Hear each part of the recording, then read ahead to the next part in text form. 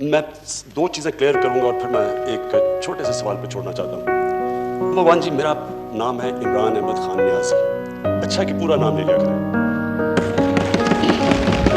दूसरा, Donald Trump से हम इंडिया की ताल्लुकात पे नहीं मिलने गए थे, अमेरिका और पाकिस्तान के बायलैटरल रिलेशनशिप पर गए थे, जिसके अंदर उनका क्लियरली इंटरेस्ट है अफगानिस्तान।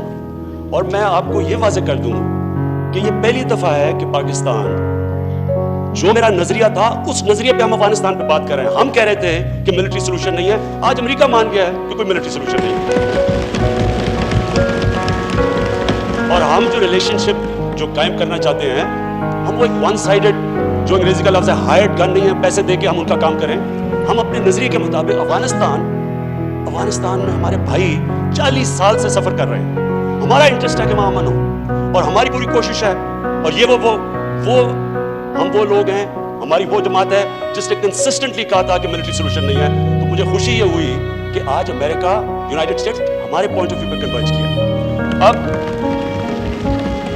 नरेंद्र मोदी का जो सारा इशू था कश्मीर का, वो सिर्फ क्योंकि लंबी प्रेस कॉन्फ्रेंस थी, उसके अंदर मैंने सजेस्ट किया सबके सामने, अब आखिर क्या होता है, ये तो मेरा काम था कि जो इशू भी नहीं था, हम इंडिया की बातचीत नहीं करने गए थे।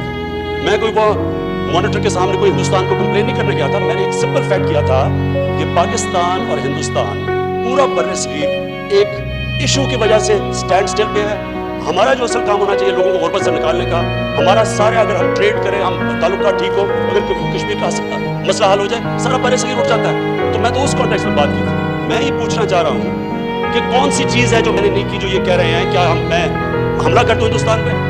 मैं समझना चाहता हूँ कि ये जब कह रहे हैं, मुझे कोई तजवीज़ दें, और मैं प्लीज़ लंबी तकरीर नहीं, मुझे 2 मिनट में कह दें कि कौन सा अमल आप चाहते हैं जो मैं ना करूं, जो मैंने नहीं किया अभी तक। मुझे सजेशन दें, ये इंपॉर्टेंट है। मैंने फिर से कह रहा हूं, आपने इतनी तकरीर की और आपने बताया सारा इमोशनली, तो लोगों, हमें किसको नहीं पता, 5 साल आपकी हुकूमत थी, तब तो तशद्दुद कश्मीरियों पे नहीं हो रहा था। तब आपने क्या किया था?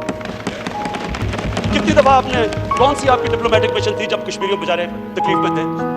हमें तो 11 महीने हुए हैं।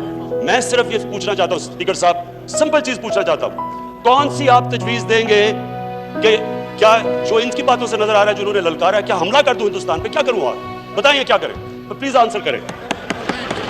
बिलावल भुट्टो साहब, बिलावल भुट्टो साहब, जी मियां साहब प्लीज। एक तो स्पीकर, आइंदा मैं कोशिश करूंगा कि मैं इमरान अली खान न्याजी कहा करूंगा।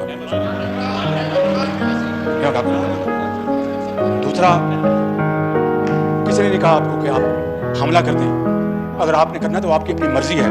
मैंने तो आपको कहीं नहीं कहा, kindly don't put these words in my mouth.